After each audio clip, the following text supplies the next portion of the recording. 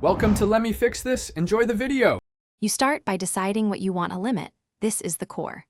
Once chosen, place only directly before that word or phrase so the listener knows what you restrict. Make sure to separate it from other modifiers. Positioning matters because only narrows scope. If you want to limit time, put it before the time phrase.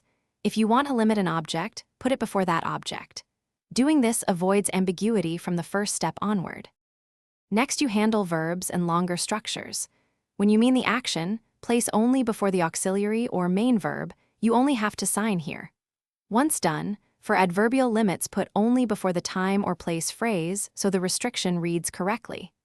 If a clause contains the target, attach only to the clause element, not at the beginning of the sentence, because that would shift the focus incorrectly. Practicing these placements, finally, you check and finalize. Read your sentence aloud to hear which word sounds restricted. This reveals misplacement quickly.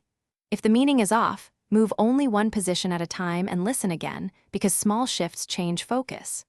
Make sure to rephrase when necessary, use only before a clearer noun or time phrase, or rewrite the sentence to avoid ambiguity. If things still go wrong, change structure rather than force only into an awkward spot. Thanks for watching. If you found this helpful, don't forget to like and subscribe.